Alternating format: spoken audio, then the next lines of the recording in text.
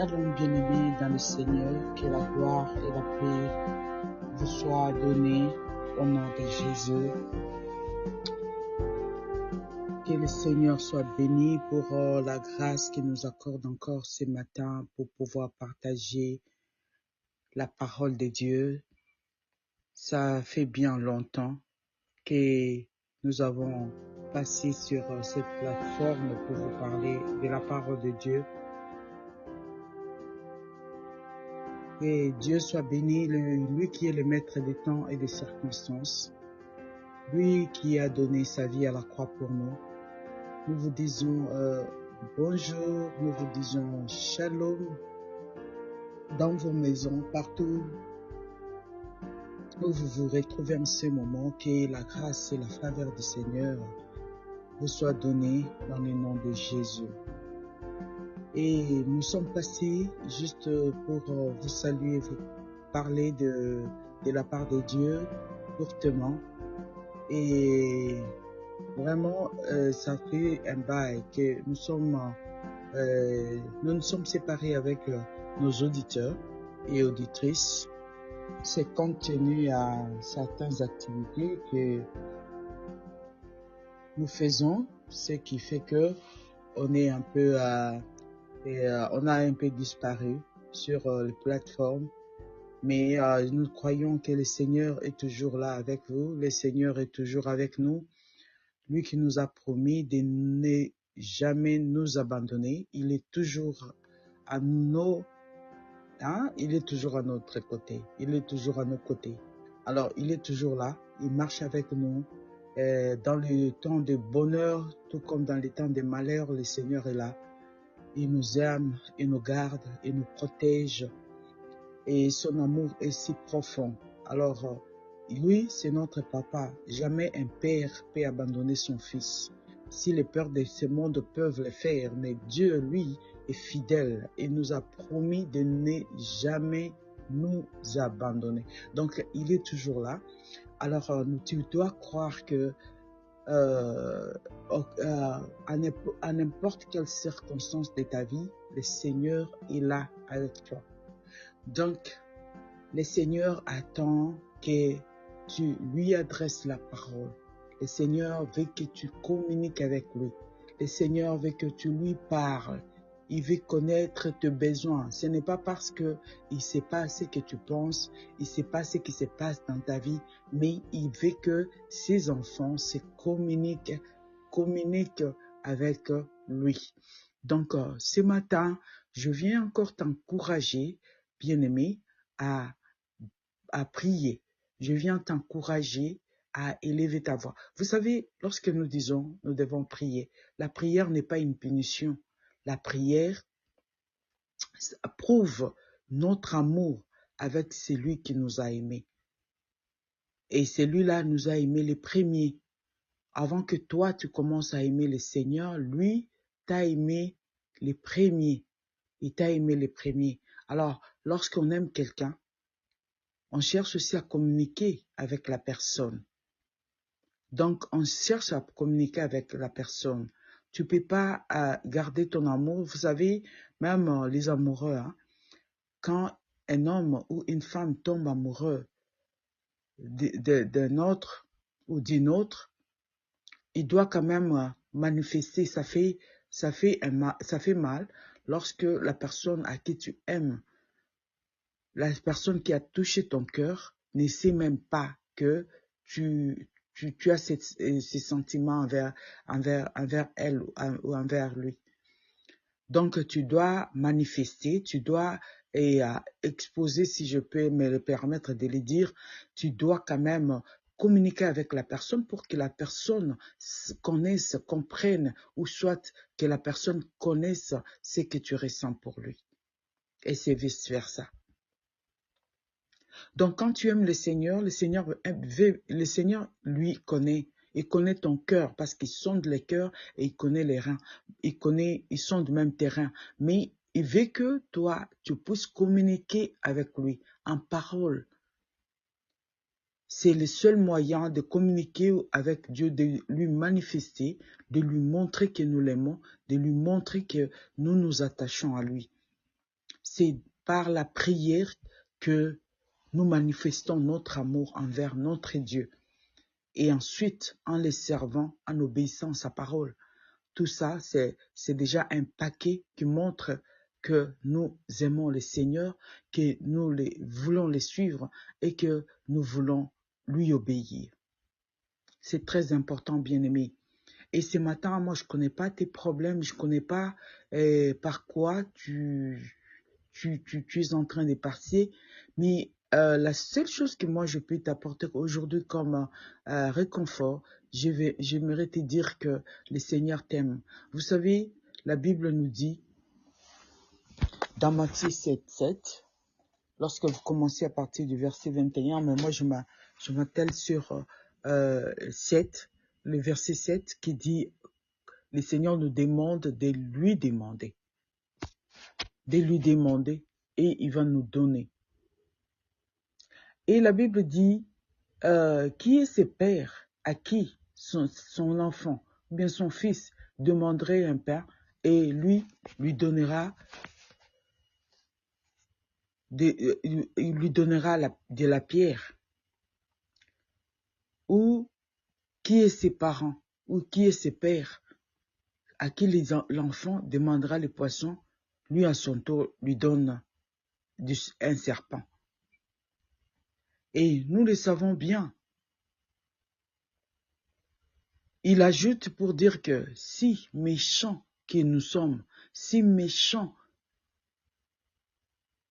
sont nos pères de ce monde, mais malgré leur méchanceté, ils savent donner quand même à leurs enfants de bonnes choses. A fortiori notre Dieu, qui est le créateur de l'univers et de la terre, c'est Dieu qui nous a aimés et qui continue à nous aimer malgré nos fautes, malgré notre désobéissance. Mais c'est Dieu d'amour continue à nous aimer. Dieu ne nous donnera jamais de mauvaises choses lorsque nous lui demandons de bonnes choses, des choses qui paraissent à nos yeux comme de bonnes choses. Il va nous les donner parce que notre vie vaut mieux que tout ce que nous pouvons demander à Dieu. Et commencez maintenant à imaginer que tu demandes à Dieu un pain. Vous savez, le pain, d'abord c'est la vie. Le pain, comme nutriment, contribue à notre bonne santé. Le pain comme aliment, contribue à notre développement. Le pain contribue à notre développement. Donc, si nous savons nous-mêmes que nous pouvons demander des pains, nous devons demander un pain parce que le pain, c'est quelque chose qui nourrit notre vie, notre corps, notre santé, notre développement. Alors, nous demandons à Dieu de nous donner du pain. Et c'est Dieu d'amour ne peut pas nous donner une pierre parce que la pierre, tu ne peux pas la mâcher. Et quand tu te mettras à croquer la pierre, ça va d'abord détruire tes dents. Mais nous demandons du pain parce que nous savons que le pain doit contribuer à notre bonne santé. Et c'est Dieu connaît que ce que nous lui demandons, c'est juste, c'est quelque chose de bénéfique. Ça va bénéficier à notre bonne santé, à notre développement physique. Et c'est Dieu nous donnera du pain. Il va nous donner du pain parce qu'il est notre papa. Il sait nous donner de bonnes choses. Et cela n'explique pas que si nous demandons un pain aujourd'hui et que ça tarde, cela ne prouve pas que le Seigneur ne veut pas nous les donner. Mais il aime bien donner du pain à un bon moment. Donc il sait que ce que tu lui demandes, c'est bien. Mais il va te les donner au bon moment. À un moment favorable. Et nous ne connaissons pas des moments favorables, mais notre Dieu connaît des moments favorables qui peuvent nous donner des choses que nous lui demandons. Un enfant aujourd'hui ne se lèvera pas pour demander, c'est un enfant, qui ne sait pas conduire une voiture, mais qui se lève un bon matin et qui demande à son papa de lui donner une voiture. Quand bien même son papa sera très content de les lui donner, mais il ne va pas les lui donner parce que ce n'est pas encore un bon moment pour lui. Il sait que s'il donnait cette voiture à son enfant, peut-être il va commettre les irréparables. Donc ce papa sera patient d'attendre que son enfant grandisse afin de les lui donner. Et notre Dieu ne peut pas nous donner du serpent lorsque il ne peut pas nous donner un serpent lorsque nous lui demandons un poisson. Et vous savez, les poissons contribuent à notre bonne santé. Par rapport au serpent, le serpent, lui, est venimeux. Le serpent, lui, n'est pas notre ami. Même ceux qui élèvent les serpents, ils se familiarisent avec les serpents. Vous savez, dans la plupart des cas, ce sont ces serpents-là qui les tuent. Les personnes qui élèvent les serpents, les personnes qui cherchent à se familiariser avec tous ces bêtes sauvages, à la fin, vous verrez que c'est le même bête sauvage qu'ils ont élevé, qu'ils ont nourri.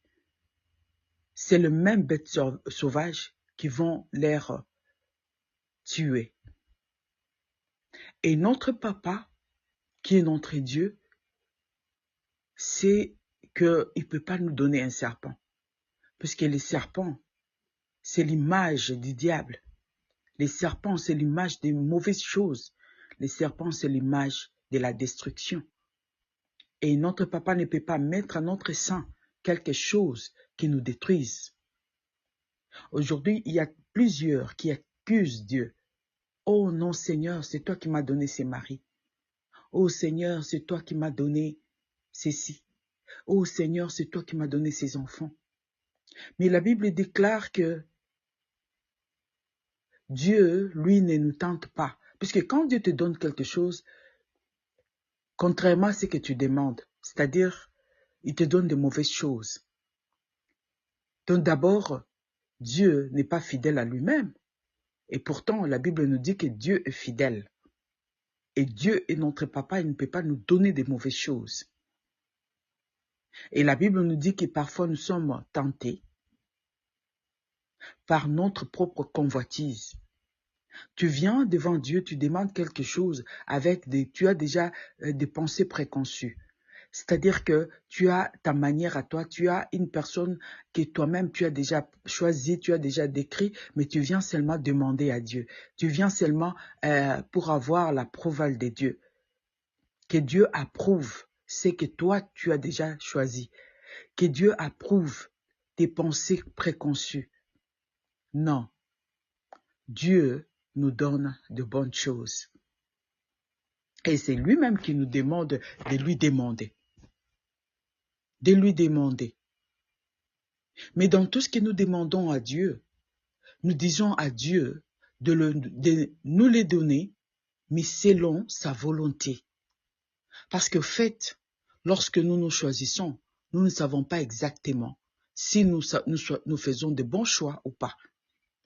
Mais c'est à Dieu lui-même, en tant que papa, et il sait que nous sommes ses enfants, il sait quoi nous donner exactement. C'est pourquoi, lorsque nous demandons, et parfois nous voyons que le Seigneur nous donne un tout petit peu le contraire de ce que nous voulons.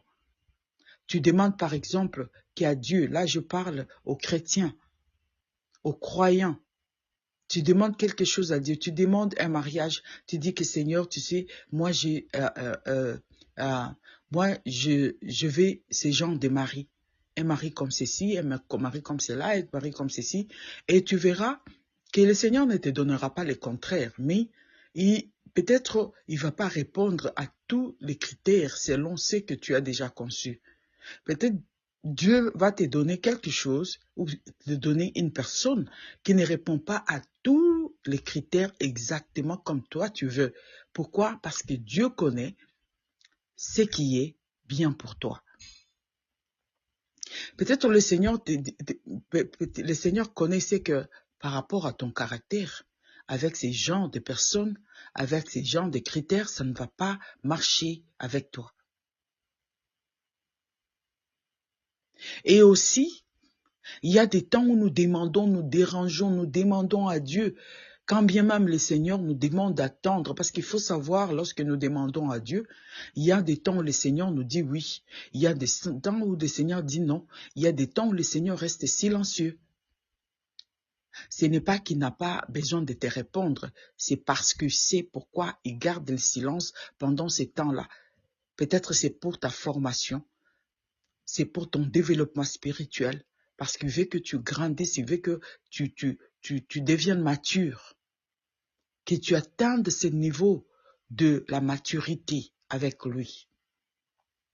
Ce n'est pas qu'il t'a abandonné, ce n'est pas qu'il ne veut pas te répondre, ce n'est pas que Dieu n'a pas écouté ta prière. C'est pourquoi on se plaint souvent, on se dit, oh Seigneur, depuis que je commençais à prier, mais tu ne réponds pas, tu ne me dis rien du tout, je ne vois rien du tout. Le Seigneur entend la prière et il exauce. Mais sa manière de nous exaucer, c'est différent de ce que nous pensons. Et sa manière à lui de nous répondre, c'est différent de ce que nous pensons. Dieu ne répond pas forcément de la manière dont nous pensons qu'il doit nous répondre. C'est pourquoi, ce matin, je viens t'encourager pour te dire que le Seigneur, notre Papa, écoute nos prières. Il exauce. Il ne nous donne que de bonnes choses. Quand bien même, en tant qu'humains, nous ne croyons pas que ce sont de bonnes choses pour nous, mais pour le Seigneur, ce sont de bonnes choses. Et ce matin, je viens t'encourager pour te dire que le Seigneur connaît tes besoins. Et vous savez, sur cette plateforme, nous partageons souvent la parole de Dieu, c'est-à-dire que nous partageons, nous amenons souvent aux croyants par rapport à la lumière de la parole de Dieu. Nous partageons certains sujets avec les croyants pour essayer un peu d'éclairer des points obscurs, non par rapport à la parole de Dieu, mais les points obscurs par rapport à notre conception, à notre entendement. Et nous partageons la parole de Dieu avec les serviteurs de Dieu. Alors, nous vous disons, soyez encouragés. Vous avez fait un bon choix de choisir du côté de Dieu. Vous avez fait un bon choix de choisir le Seigneur. Tu n'as pas commis une erreur de choisir Dieu, de demander à Dieu. Et nous devons toujours demander. Ne soyez pas comme des enfants qui murmurent devant leur papa et ils n'arrivent pas à dire exactement ce qu'ils ressentent à leur papa. God love us.